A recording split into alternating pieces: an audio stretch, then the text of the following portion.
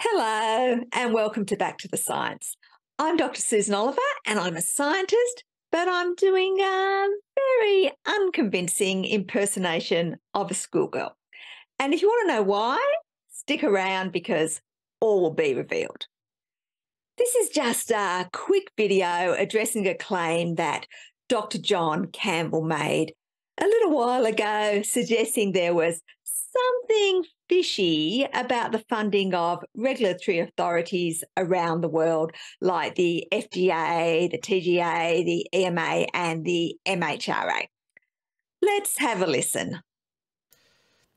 Medicines and Healthcare Products Regulatory Authority in the United Kingdom. 86% of the funding comes from pharmaceutical industry. Are these the official bodies that we want to adjudicate over what health information we are given, over which drugs are good for us, which drugs are bad for us? Is this really who we want to make these decisions, given that the amount of funding they're receiving from what some people might consider to be vested interests?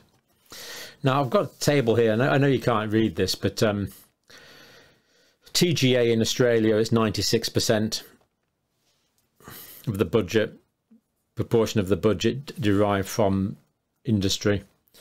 Europe, it's 89. It seems to have gone up in Europe. I know, 89, that's right. UK, 86. Japan, 85%. US, 65%. Canada, 50.5%. So if you look at the Australian government site here, for example, it's an extreme example, but you can see that this has got the Australian government logo, Therapeutic Goods Administration, all looks nice and official. There's the Australian government flag on it. I'm not picking on Australia particularly. All of the agencies look nice and official, government registered. But the proportion of the TGA budget derived from industry is a whopping 96%. But of course, the UK is only 86% funded. We're talking about large amounts of money. Now, what John says here is trivially true, but highly misleading. All these agencies are funded by industry, but it's not like industry is voluntarily giving the agencies money in the hope of currying favour. They have no choice but to give the agencies money. It's the law. Which brings me to why I am currently dressed as a rather unconvincing schoolgirl. Just over 40 years ago, when I was still a schoolgirl, I did my driving test wearing this blouse, which was part of my school uniform. And the reason that I still have the blouse is because it was signed by all my school friends on our last day of school. To get my driver's license, I had to pay for the privilege of doing the test.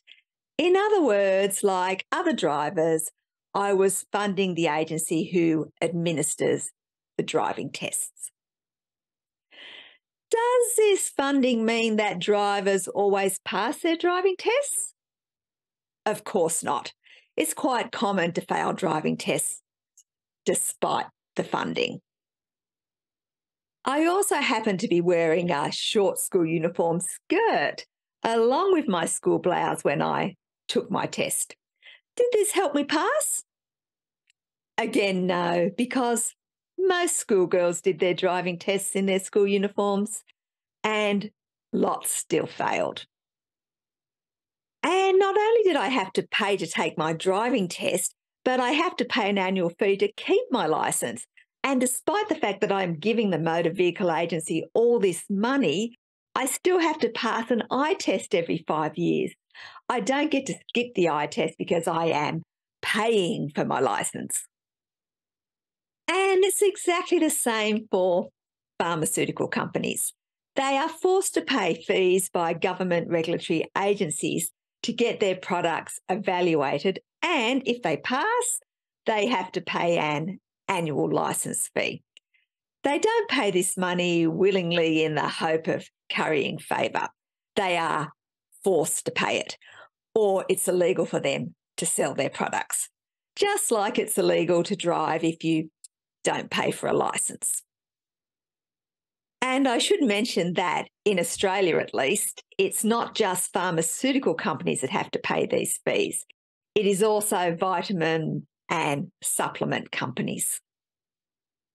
And we know that paying these fees doesn't help with getting products approved because only 10% of products that enter clinical trials are ultimately approved by regulatory agencies. If it was just a matter of paying money for approval, this percentage would be much higher.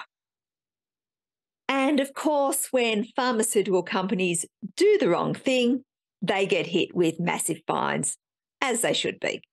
Hardly what you would expect, though, if their funding of regulatory agencies was actually helping them.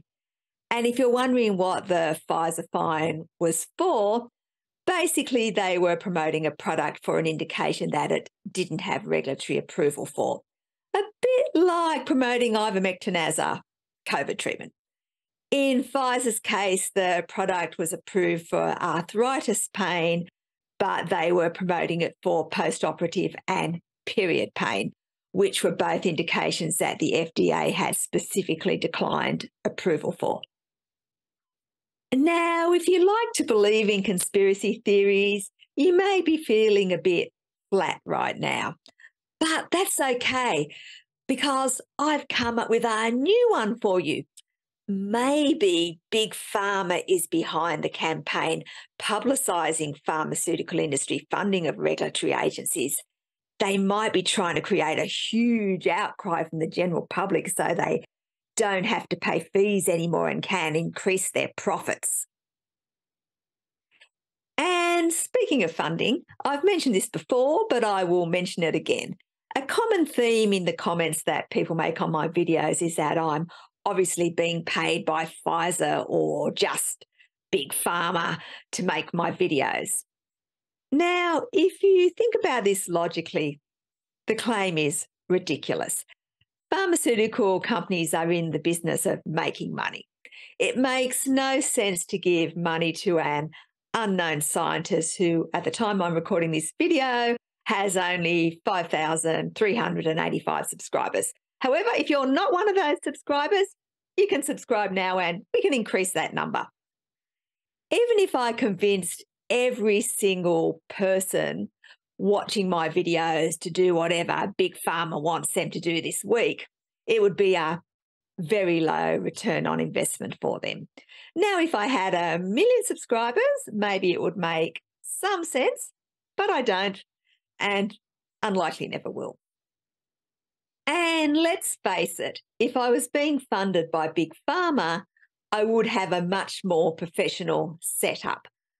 I wouldn't be making videos sitting on my bedroom floor wearing old blouses. I would be recording in a studio and I would have professional hair and makeup artists to make me look good and a serious looking wardrobe, perhaps with a lab coat to make me look more sciencey and not a pink one like I actually wear in the lab, a serious looking white one.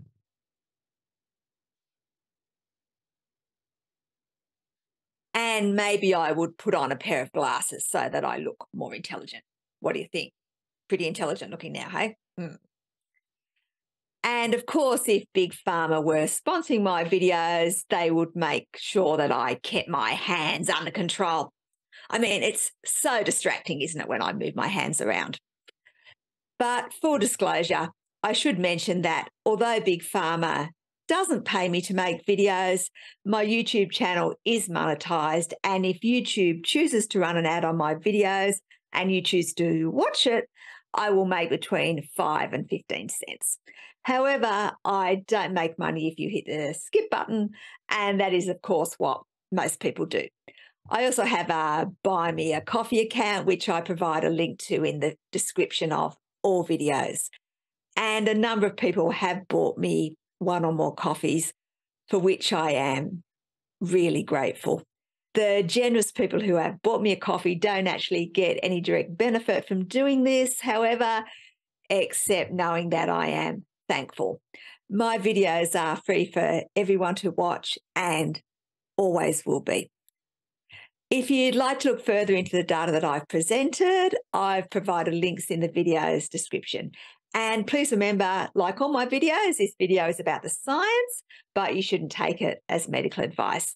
For that, you should speak to your medical practitioner. If you've got this far, thank you for listening. And if you've liked or commented on the video, double thank you, because that helps the algorithm and means that more people will see the video. And again, thank you to everyone who has bought me a coffee. I really do appreciate your support. I will be continuing to make videos about the science in the future, so if you'd like to see them, please hit the subscribe button. Thank you.